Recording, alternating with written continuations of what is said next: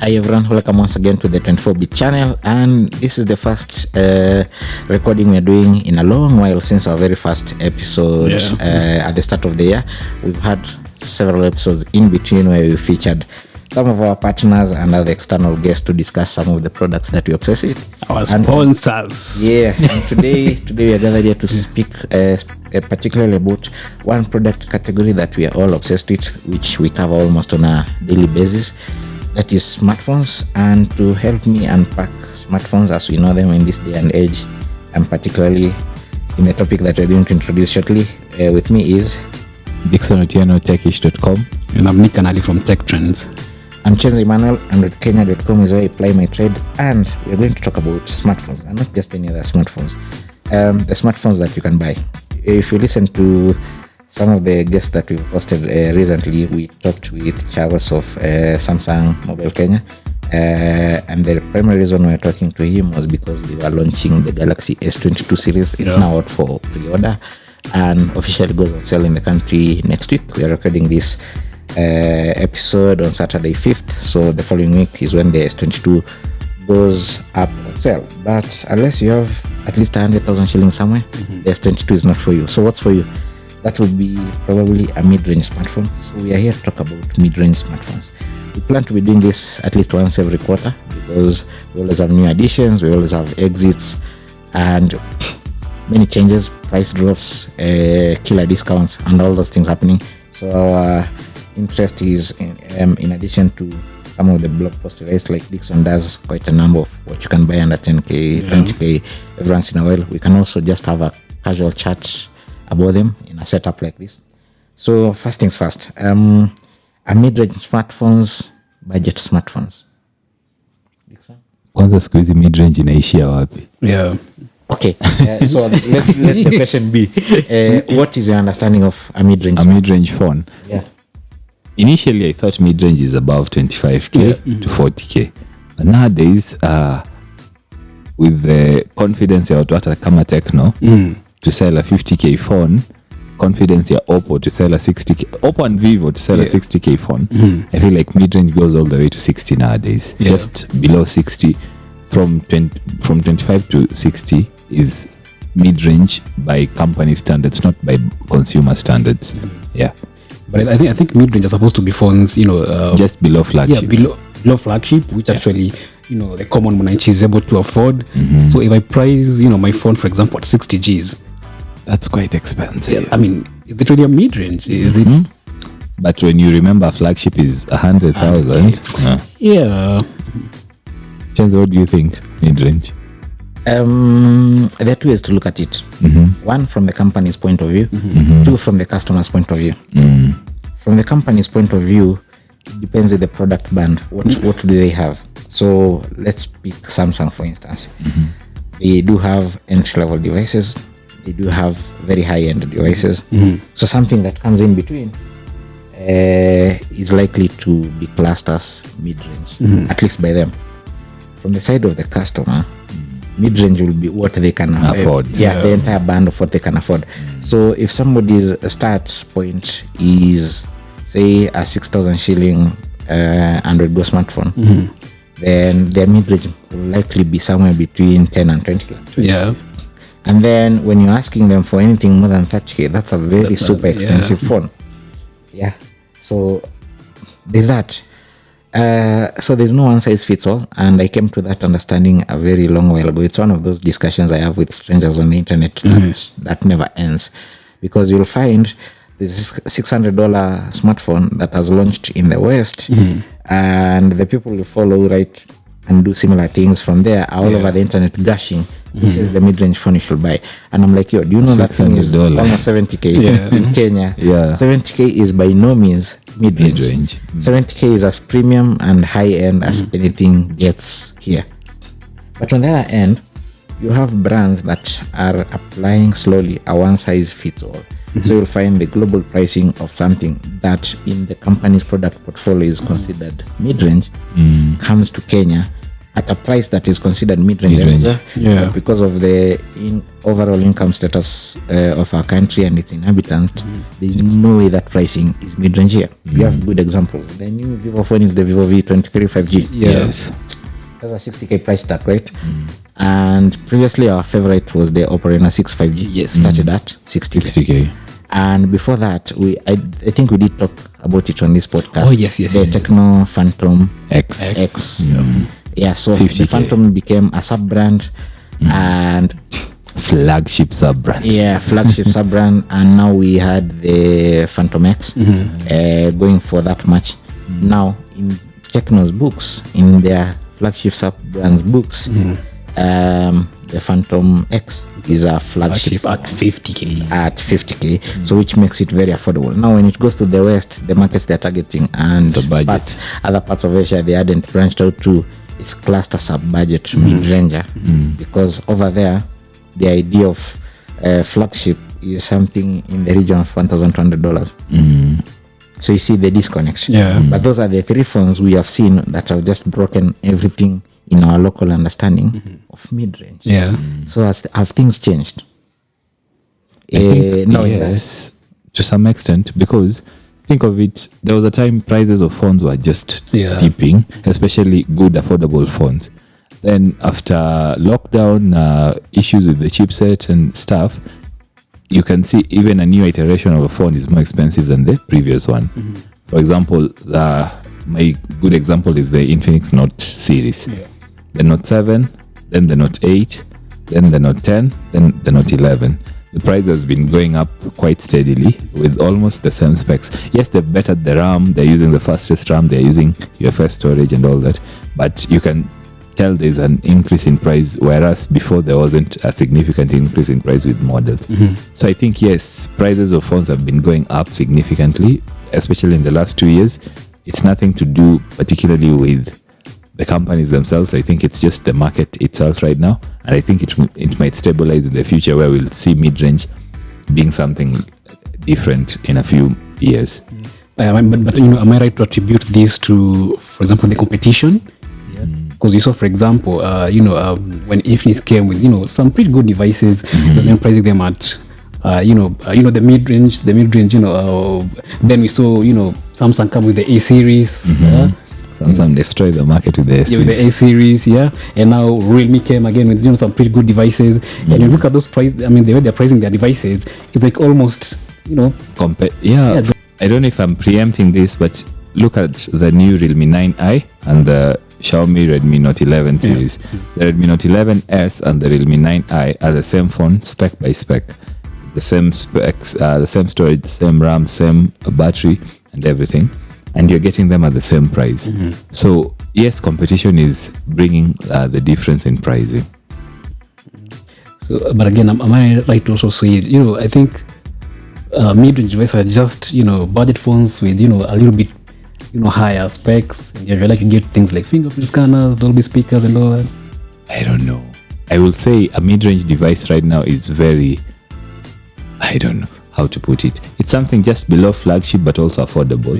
And Qualcomm and MediaTek are making very nice processors for mid-range devices, such that hata ukiangalia the benchmarks, they are benchmarking quite well. The performance is really good. The battery life is really good.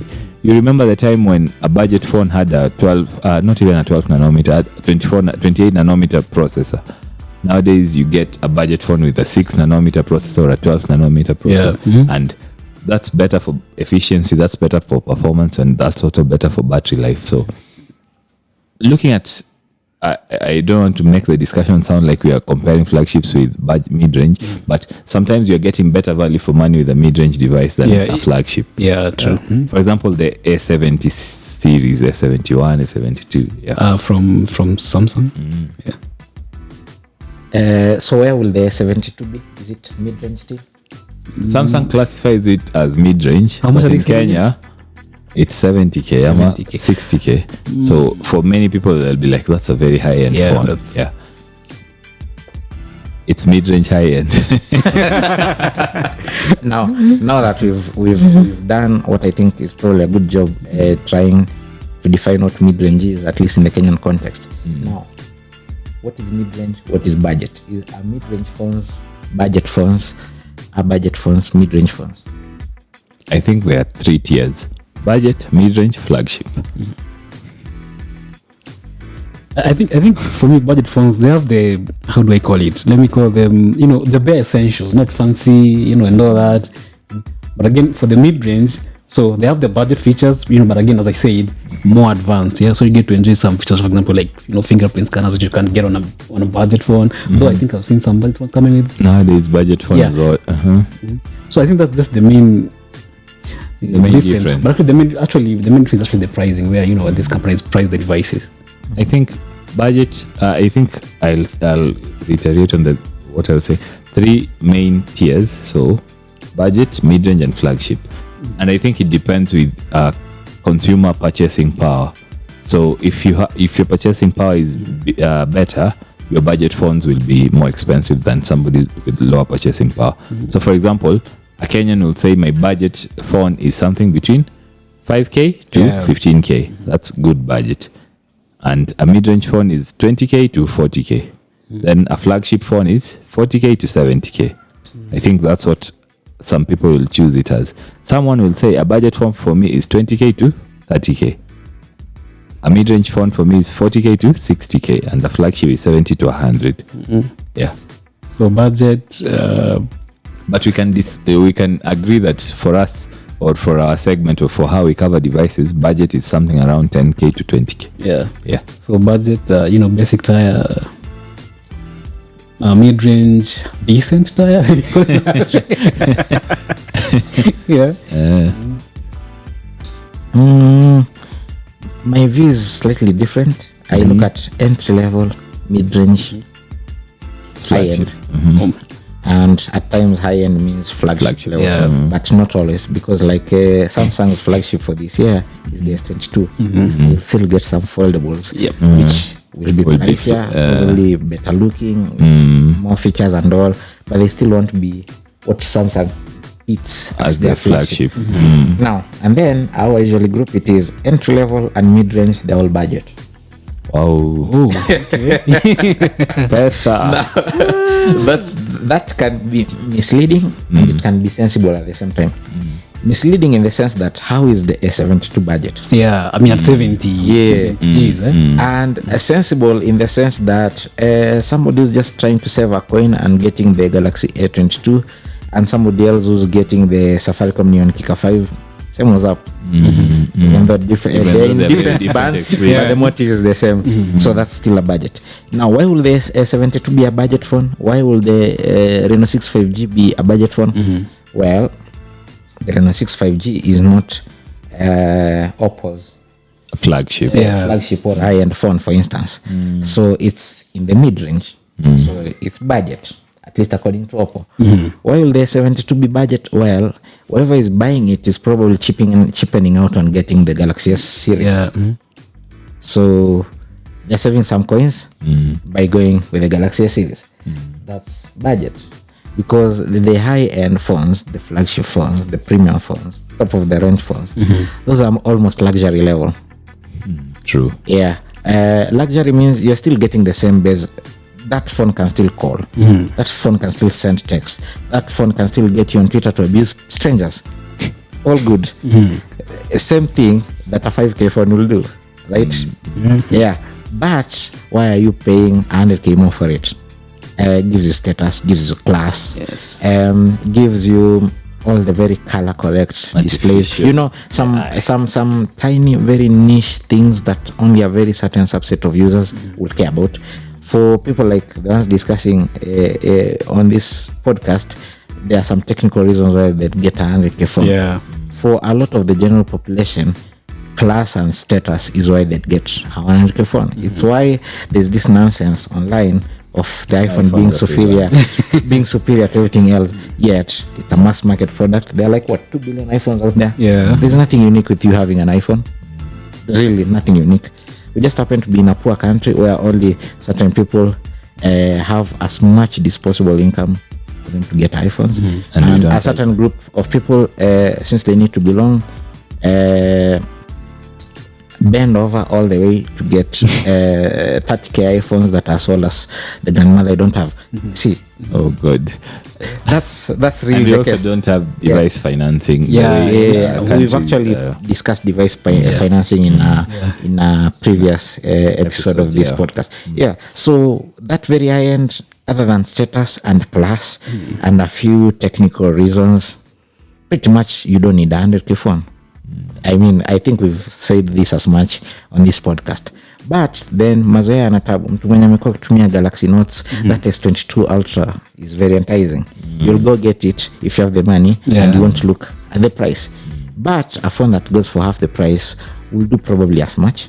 A phone that costs a third the price will do as much. A phone that costs a tiny fraction of what that costs will get all the basic functions covered, even though some functionality won't be replicated, but hey, you'll still be able to move around. That's how I look at it. So as a result, you'll have entry-level, mid-range, clustered at budget. Kule high end, they get to stay top of the world. Yeah, but I mean, that said, what is the best price to price mid-range smartphone?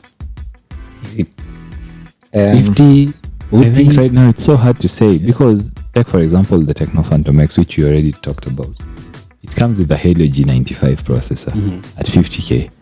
At the same time, a Galaxy Note, not a Galaxy, as Infinix Note launched in the same period, came with a Helio G95 at 22k. So it's so hard to get a good price for a phone right now. It mostly depends with the user. If you can check on the specs of the phone and you know what you'll be using mostly, will you be running high-end apps or will you be running games and all that? You check the processor, how it benchmarks, and you choose a phone that suits you regardless of the pricing. Yeah.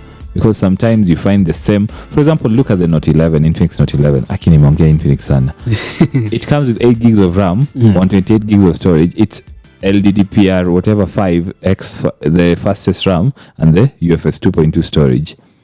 That's the same storage and RAM on the S21 FE. Yes.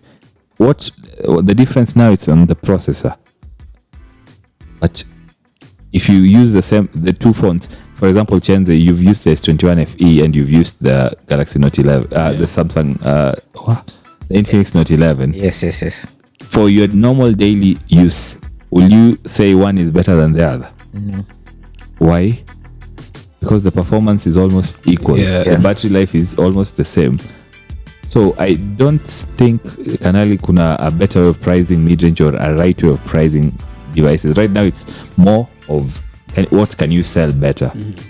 Samsung sells their name best. Samsung doesn't sell specs best. They sell their name best. They sell their, which is very good, updates. They're now promising up to 5 years of updates, and even Google is not offering that long of updates with their Pixel line. So right now, I think the major thing to look at is what you get, the value add over time. For example, will your phone be updated over time? How fast will it be updated? How well are the specs from what you get out of the box and all that? But the tricky thing is, everything, especially regarding updates. You've seen Samsung doing the same. I think the only people who fail in comes to updates is Tecno and devices. Yeah. I don't know how Vivo is doing with updates now that they're in the market to stay. Yeah. But Samsung is killing it with updates. Yeah. Tecno promised to send out Android 12 last year, October or November, to the Camon 17. Yet to see it. I actually do have almost all the variations they offered for that series. And you are yet to see I'm that. yet to see that update. Yeah.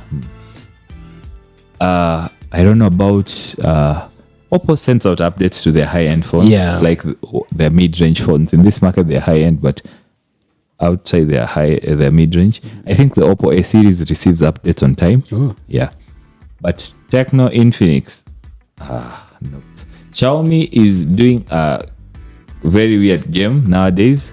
So instead of updating the Android version, they're updating MIUI. So you have a phone running Android 10, but MIUI 12 or MIUI 13, but it's still Android 10. It's not so strange, actually. They've been doing this for a while.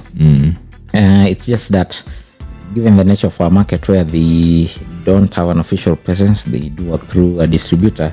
For the longest time, we've been getting the latest phones they have. So that means we get to see much extended support, and we've not had a big user base of their older devices getting the same. But if you're to observe global trends, they do that, and I actually like that they do that. It's a good way, because what usually happens is they ensure uniformity across the entire brand's offerings. So you'll find you're having MIUI 12, but your phone is running Android 11. What that means is somebody else who's going to buy a phone running Android 12 and it's on MIUI 12 will get almost similar features as the one you're getting. The ones you'll miss out on are the new features they've built on the newer version of Android, which needs that newer base and kernel and all those kinds of things. But for most features that people care about, utapata, you still get the same. It's a much better way of working, and also it works around hardware limitations. Newer versions of Android, some of them, especially like 2 versions later, will struggle on the system resources available on older devices. But the maker goes around them by doing that. Like, they'll make something that still works with your device, but with all the bells and with almost all the bells and whistles of the new thing. It's a better approach, one that I'd wish everyone else takes. For the users not so keen about specifics, they'll be happy they just got a shiny new update. For those of us who are still keen about specifics, of course, we'll come here and grumble about not getting the latest version of Android and all. But yeah, it's a halfway house. And before Google happened, Huawei was doing very well with mid-rangers, right? I think so. Doing very well, especially the Y series. Yeah, the Y series. Yep. I remember for the longest time the Y9 Prime. Yes. 2019. Yes. Was our favorite phone. Exactly. Yeah. That's why I think of that device somewhere in there. And that phone is the one that makes me have faith that one day we'll still have somebody who makes a sub 25,000 shilling phone that we can recommend to everyone. For a while, that phone was the Galaxy A20, and there was a Y series Huawei that came before the Y9 Prime. Yeah. It was Y7 Prime and Y8. No, not Y8, Y7. There was a Y6 here. There was just a Y series, the one that started at 24,999. Y9 towards the end of a certain year, and then the following year they refresh. That one and the first Galaxy A20. Yes, the first Galaxy A20 was perfect. USB-C, AMOLED display, Qualcomm processor. And it was just 18K. And it looks so good. nice. Yeah, everything. Remember that the is review of that. For me, the Huawei Y6P. I'm not sure. No. Y6P is recent. It's recent after the Trump chaos. That for me is the dream. For me, a mid-ranger should not exceed 30,000 shillings. The sweet spot is 25,000 shillings or less, which is the place where the transition brands have been operating for a while. But the problem with that is you really don't get the ideal. That's why our favorites have been other devices. You'll find some corners cut, things you don't like, and there's this lamination of the display that they do. I can't wait for the day they stop it. I want the display integrated with the device, not laminated on top like it can fall out. That kind of thing. That is me being petty. I know many people don't care about those, but there is that bit. Other than the transition brands, everyone else has struggled with that. We've had some solids from the Huawei Y series, the Galaxy series with the 20, but now with the very many variants, RAM configuration. Because if there's one place Samsung doesn't do well, it's wana kukazia hapo kwa RAM na storage option. Like at this point, we really need everyone to just be giving out 120 GB as standard. Anything above 20 something. 120 GB. But you'll find somebody still managed to squeeze in 64 GB. 32 GB, like 32 GB phones at this point shouldn't exist. It's not even up for argument. And 6 GB RAM should be standard. And we are trying to be generous here. We should be doing 8 GB by now. It's 2025 about very nice offerings at that price. Remember the Note 10 Pro from Redmi. You remember the Redmi Note 10 Pro and the Redmi Note 10? Those were solid, especially the Note 10 Pro. If you could get the 6 128 instead of the 8 128, or the 664 at around 27 26, very nice. And I think the Redmi Note 11 series this year is trying to do the same. I'm yet to use the Note 11s, but yeah. Those are solid offerings at nice prices. The problem is, I don't know how to put it, but Xiaomi doesn't just stick it kabisa with the device. For example, the Note 10 Pro was really good at 33K. Perfect performance, perfect everything. But you remember the bugs we were experiencing with calls and all that, But one thing, I mean, Chenze just spoke extensively about, what Transsion is doing. And now we've seen, Xiaomi, Redmi coming up with some pretty interesting devices. I mean, do you think Transsion has become so comfortable? I don't know. Because they raised so much money. I expected they overhaul their UI. You remember now iOS and XOS looks like MIUI to some extent. You swipe this side to access settings, this side to access notifications. Looks weird. But I expected something better. I expected an overhaul of the design of like the OS to something that looks much better. I didn't see that. I expected better updates, like faster. Unajua mkiraise 400 million, you expect? I expected faster updates. I didn't see that. I expected better flagship features, like push to flagship. For example, the 0X Pro. You used it. It's a really, really, really nice device, Indio. But why aren't you using it completely after review? Because of the UI most. The UI and lack of updates sometimes. Sometimes the adverts. Anyway. But I will really recommend the X Pro if someone is comfortable with an Infinix phone.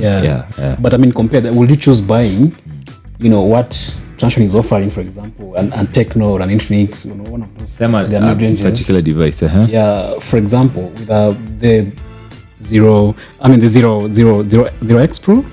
Yeah, with one of these devices Xiaomi is offering, which one would you now pick? You see the problem. I will choose a Xiaomi hapo hivyo. Why? The UI sometimes I feel is just way better on Xiaomi than on Infinix. Especially the text. Now that you guys have gotten there, my next ask was going to be, what are some of the devices you can recommend to people who are listening to this podcast at this time? This is we're edging towards the end of the first quarter of the year. But before I go to that, what are some of the things we've highlighted them, but not in any specific order? We've talked about the UIs, we've talked about all the nitty-gritties we care about. What are some of the things anyone who's listening to this and is out for Midranger should look for in a mid-range platform? Then before you get to specifics. My first thing will be, honestly, fast charging. Me sahi sitaki simu yenye fast charge. I don't know about you, Kanali. I think the same way. Sahi sitaki simu yenye fast charge. I think it was Oppo ilituharibu Oppo Reno 5, Oppo Reno 6. Yes. And then I got to use this, the Xiaomi 11T Pro. This thing charges in 15 minutes, 0 to 100. Honestly, sitaki kitu yenye na charge pole anymore. That's why the S21FE is still in the drawer after I reviewed it. I haven't published my review, but after I reviewed it, drawer, because it charges so slowly, there is no charger in the box. So fast charging. Yes, fast charging. I think for me, what you said here, 32 GB phones are me, unless you're offering me 8 GB and 128 and above. And above. Nope. I think 6 128 is also good. 6 128 it's good. Lakini 4 sahi is not so good. I don't know. Nope. 4 is not good. No. So if you're getting a device, don't get a 4 GB RAM device. The 2017 phone I recently gave away. It was a mid-range. I remember the Xiaomi Mi 2. 17 or 20. The one Android one. Yes. Either 2017 or 2018. There, I bought it for 26,500 shillings from Avechi. See, that's our definition of mid-range. That phone came with 8 GB RAM, 128 GB storage. 4-5 years ago. What's the excuse for anyone releasing a phone today with 4 GB RAM, really? And it's a mid-range and cut the crap. That's out. No one is interested in refresh rates.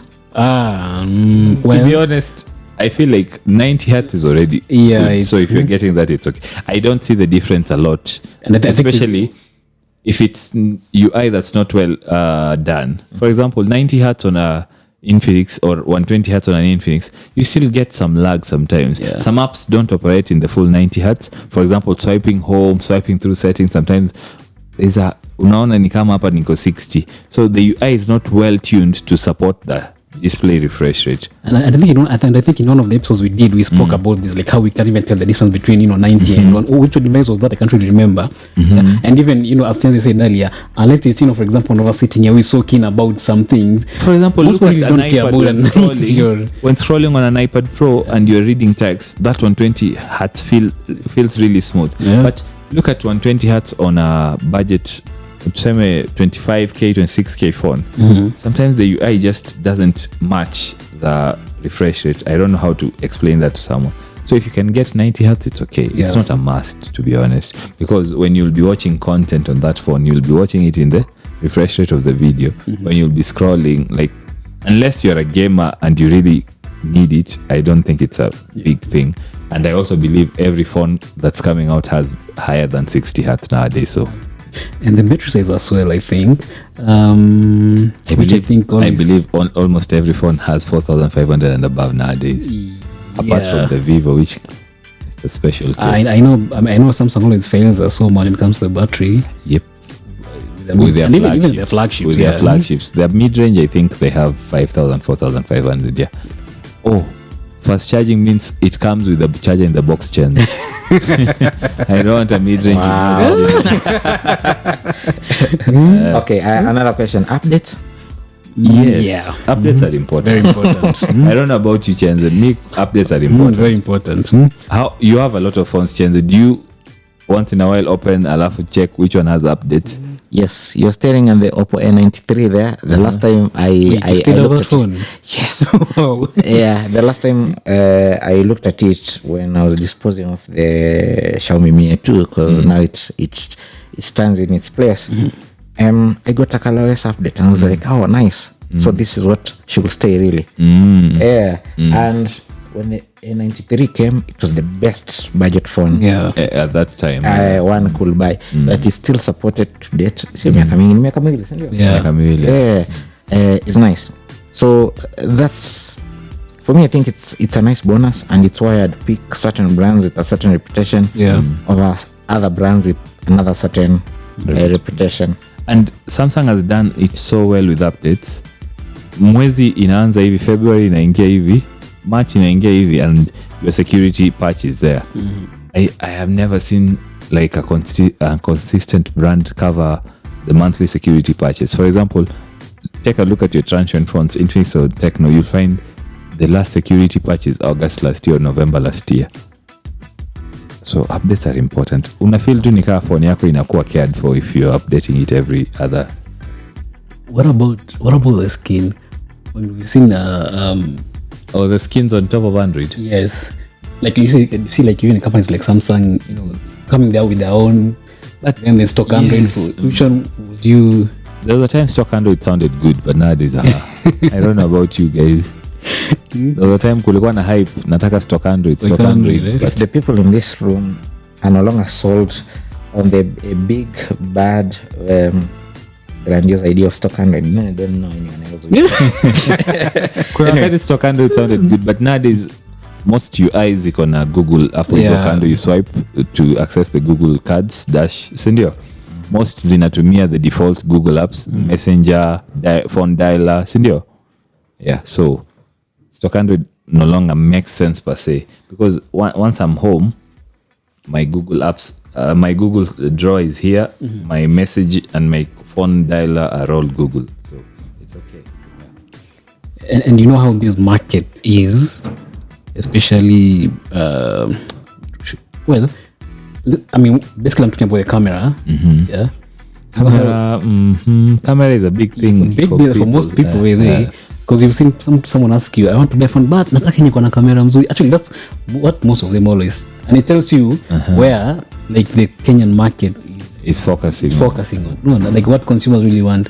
Most of them really won't care about that. You nataka is G stock Android ama nini.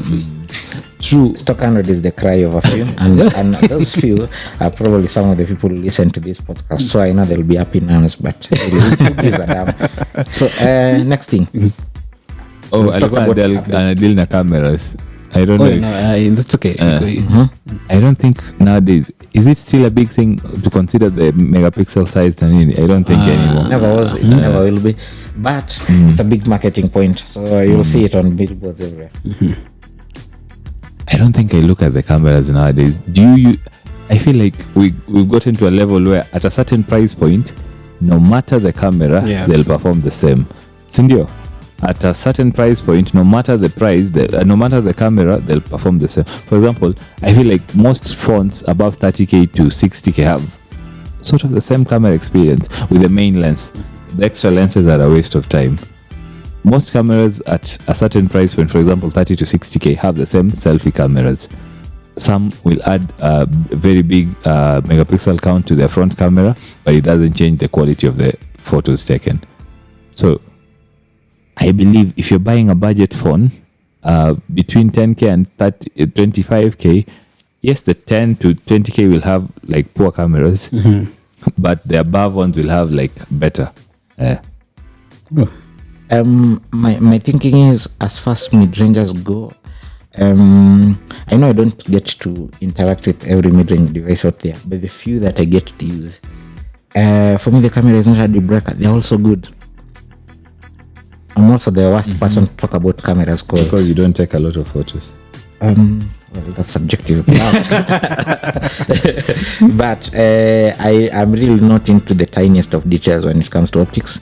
And how I usually look at these devices, a lot of them are just fine.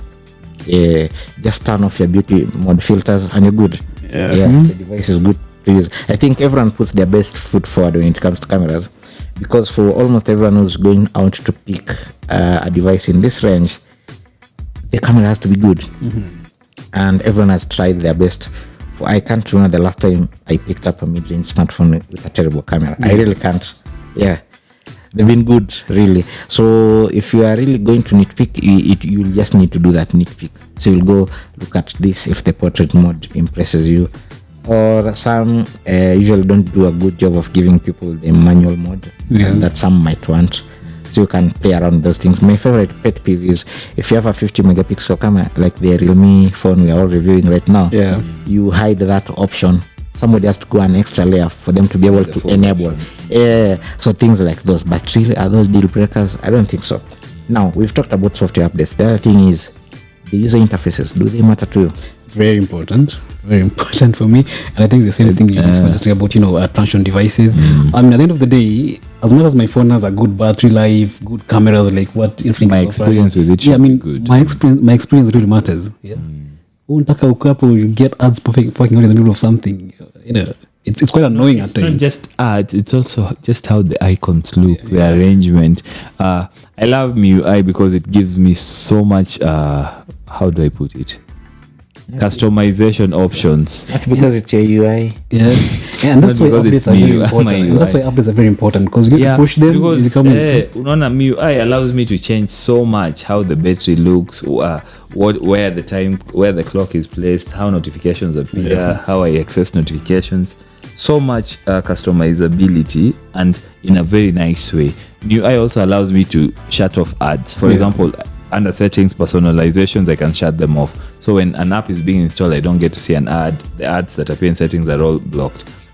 Sometimes I don't feel the same. Especially look at the apps that Transsion is bundling on your phone, Cindy, with XOS and iOS. So many are you're not able to uninstall. For example, with the Ella on iOS, their smart whatever assistant, you cannot disable it. When you go under settings, the permissions it has been given, you cannot disable those permissions. Some include calls, messages, and all that. They bundle in apps like Scooper News, immediately you connect your phone to the internet, your notification shed is full of unnecessary stuff. So that experience makes you feel like I will rather use something different. So yes, the UI matters. The funny thing is I've gone to a study group of people with iOS and XOS, and they really love the UI. Yes, Chenze. Now, let's get to specifics. At this point in time, what specific mid-range phones can you recommend to people? If you have a list, 1, 2, 3. Okay. If you're looking for a high-end budget phone, not high-end budget. High-end. What is that even supposed to be? If you're looking for a flagship but at a budget, the 11T Pro from Xiaomi is the best one to go for. It has the Snapdragon 888 processor, 8 gigs of fast storage, fast RAM, 128 gigs of fast storage, and it's 50K. 59K, 50. Yeah, it's 50K actually. If you don't get the 256 version, it's 50K. So for that price, it's better than most offerings at that price point, including Oppo, Reno, Vivo, and all that, because it's having a better processor, better storage, and it has the fastest fast charging I've ever used on a phone. 15 minutes, 0 to 100. If you're looking for something less than that, I would say the Note 11 Pro from Xiaomi at 30K, because it's really good. If you're looking for something cheaper than that, I would say the Tecno Camon 18, the baseline. You remember it? For around 18K, it's really good. But at the same price, there's the Redmi Note 10, the baseline, which is also really good at 18K. Yeah. Kanali? For me, I'll go with I love the F52 from Samsung. I haven't used it. Wow. I love the F52. I think I've recommended that one to so many people. Yeah. And then, of course, you spoke about the Camon 18. If you want to go lower, if you have 18, to 20K to spend, there's also the A52s. So we've just recommended 2 phones. Yes. F2s, and of course, I haven't used, but it looks good on paper. The Note 11, the Xiaomi, the new Xiaomi. Yes. I would also recommend the Infinix Note 11, if you don't mind the UI.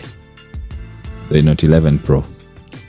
For 27K, that phone is a killer choice, honestly. Yeah. 8GB RAM of the fastest RAM, 128GB storage of the fastest storage, the Helio G96 processor, which is used on phones up to 60K, so really good, yeah. But even the Note 11, the Note 10 Pro from Xiaomi, it's quite good. Other than, the problem we had last time, yes, it's quite an interesting most device. of them have been fixed, yeah. Chenze, baby? I honestly don't know what I want and what I can recommend. At this point, I have no favorite. I'm waiting for Oppo to update the Reno 6 5G. Yeah, and give us better pricing, because this phone's pricing was trash. It wasn't worth 60K at all. Na kama hiyo 60K ilikuwa ni sababu hiyo 5G. I've never used 5G on this phone. And you're saying that while you please tell people you really love that phone. The pricing is bad, but you really love No, the phone is perfect. Perfect is a high praise to use, but it's what I'd use to describe it. The only bad thing about this phone is the pricing. Everything else is good. It's a main phone. Yeah, it's been my main phone forever since it came out. It remains to date.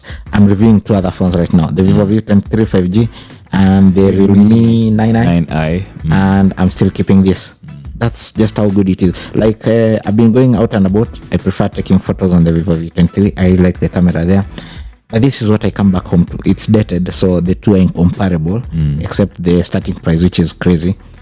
But it's everything. So if Oppo made the same phone and stuck with the pricing of the previous Reno series, like the Reno 3, the Reno 4, the Reno 5, zilikuwa zinacheza hapo 42K. Yeah. Put it there. I wouldn't ever look at another phone until it gets updated. Yeah, for me that's my favorite mid-ranger in the definitions I gave at the start of this podcast. Okay. And have you experienced any problem with the battery when the new update came the other day? Nope. Neither did I. Why am I experiencing the same? I saw your tweets. Yeah, I don't know, but usually this used to be the case many years ago when Android was in its infancy and mid-age crisis. It's no longer the case today. When you get a version update, you'd just factory reset, start on a clean slate, so that everything goes constant. Recently, the devices I've used, I've never had a reason to do that, but it's usually recommended when you're getting a bad experience. It's a bad user experience, yes, but an easy way to reset things, just factory reset, start afresh.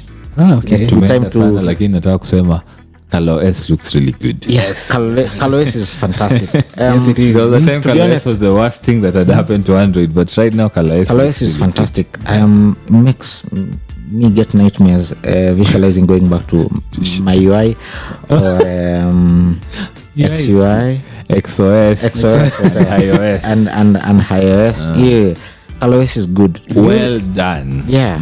Do you remember these guys used to rip off the iPhone? Like, they used to ship ColorOS as something that's an Android equivalent of the iPhone. Then they went their own way, and it looks so good. nice. In fact, you don't get obsessed with the UI because everything is fine until you're discussing like this is when you realize they need to appreciate it. Yes. Yeah. ColorOS is so good. Maybe And you don't need that tutorial to know how to change your wallpaper. Yeah. Or find the M-Pesa. I mean, maybe before we move on to the next discussion, the Realme GT Master 5G. I've made some pretty good reviews about that device, and is it available locally? nope. The It's a good first one phone. was- The the first second gen one, was made available here, but the one So the second one has just been announced. Yeah. so it they said might to come, come. yeah. But they said But it's so expensive. Yeah, and they said they'll be making them available. Question though, no one has recommended a OnePlus one. What plus is mid-range in the West? I have a friend with the OnePlus Node CE, Node what? They're boring from my perspective. So you're they're just Oppos with They're Oppo series phones, right? the Oppo Yeah. series. So just get the With a Oppo different series. Yeah. And why will you get a OnePlus? Where will you go service it? Huh? Umekuwa kama watu wa magari. Your warranty utaanza kutuma simu Dubai. Unanunua Alfa Romeo utaenda kuisafi. Anyway, that has been a great discussion. Thank you for sharing all your views and thoughts on what it is we have with mid-range smartphones, budget smartphones. If you're listening to this podcast or whatever platform you're using to do so, we urge you to subscribe so that you can get to hear more from us when we do sit down and record, and when we do talk to various other partners. Most importantly, we would like to hear what your comments are on the same. What do you regard as a mid-range smartphone? What is a mid-range phone to you? What is a budget phone to you? What does it look like? What does it have? And currently, what's your favorite mid-range smartphone? What's your favorite budget smartphone? If you're looking for one and you're confused too, you can shoot questions to us on social media and on our various platforms. Thank you for listening in. I'm Chenze Emmanuel. Dickson Otieno. And I'm Kanali. See you next time. Kwaheri.